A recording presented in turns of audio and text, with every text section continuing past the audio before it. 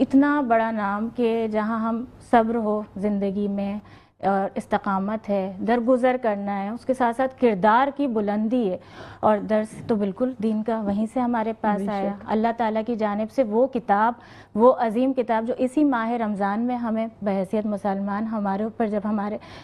دین کے ذریعے ہمارے اوپر آئی تو وہی آقا کے ذریعے آئی، نبی پاک محمد مصطفیٰ صلی اللہ علیہ وآلہ وسلم کے۔ سب سے پہلے کیونکہ جب ذات طیبہ کی بات ہوتی ہے تو اصلاح نفس کا آغاز تو وہ پوری ایک بھرپور ذات میں ہی ہو جاتا ہے۔ کیا فرمائیں گی روشنی؟ اعوذ باللہ من الشیطان الرجیم، بسم اللہ الرحمن الرحیم۔ سب سے پہلے تو بفضل پروردگار عالم کے پروردگار عالم نے ایک بار پھر ہمیں ماہ رمضان المبارک جیسا مبارک مہینہ عطا فرمایا، اور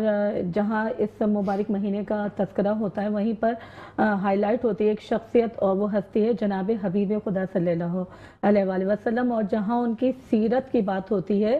تو یہ وہ نبی ہیں کہ جو مبشر و بشیر بھی ہیں، سراج منیر بھی ہیں، احمد مختار بھی ہیں، اور یہ وہ نبی ہیں کہ فقط اگر آپ محمد کی ذات مبارک سے سیکھنا چاہیں، نفس کی بیداری، کردار کی بلندی اور اپنی پاکیزگی کے لیے جناب حبیب خدا کی سیرت پر نگاہ ڈالیں تو ہمیں ان کی سیرت سے پتہ چلتا ہے کہ جناب حبیب خدا نے انسانیت کی سربلندی کے لیے اپنے آپ کو رول ماڈل، نہ صرف رول ماڈل بنایا بلکہ اپنی ہستی سے ایسے ایسے علم کے دریاؤں کو اجاگر فرمایا۔ جناب حبیب خدا نے فرمایا کہ خطبہ شعبانیہ میں جب شعبان کا آخری ہفتہ چل رہا تھا تو انہوں نے ارشاد فرمایا ماہ رمضان المبارک کے حوالے سے بھی کہ رمضان وہ مہینہ ہے کہ جو نفس کی بیداری کا نام ہے، اور یہی ہمیں جناب حبیب خدا کی سیرت پر عمل کر کے پتہ چلتا ہے کہ نہ صرف ماہ رمضان المبارک کے حوالے سے جناب حبیب خدا نے جو درس دیا وہ ہمارے لیے مشعل راہ ہے، بلکہ عام زندگی میں بھی، یعنی فقط 30 روز کے حساب سے ہی نہیں بلکہ پوری زندگی کے حوالے سے جناب حبیب خدا نے ہمیں اپنی نفس کی بیداری کے لیے کئی طریقے بیان کیے۔ سب سے پہلا طریقہ کیا ہے کہ اپنے کردار میں پاکیزگی پیدا کرو، اپنے کردار میں اگر سر بلندی پیدا کرنی ہے نا، اور اگر ہم چاہتے ہیں کہ لوگ ہماری عزت کریں، ہم تو لوگوں کی عزت خود بھی کریں اور لوگ بھی ہماری عزت کریں، تو سب سے پہلے جھوٹ بولنے کو ترک کرنا پڑے گا۔ اپنے اندر سے کچھ خامیاں ایسی ہیں جنہیں ہمیشہ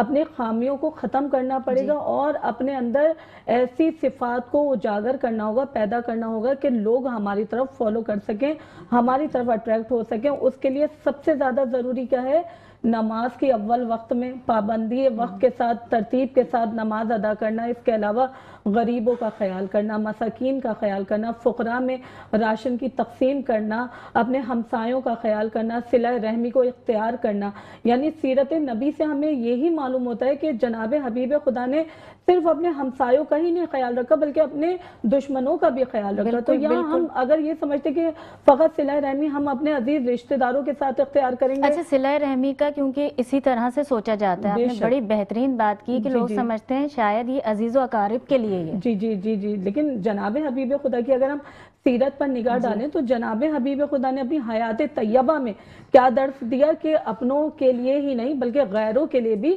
صلہ رحمی اختیار کرو اور معاف کرنے کی عادت کو اپناؤ۔ اس لیے کہ جب ہم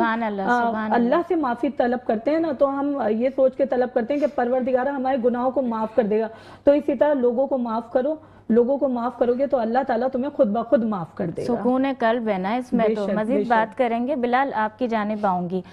جہاں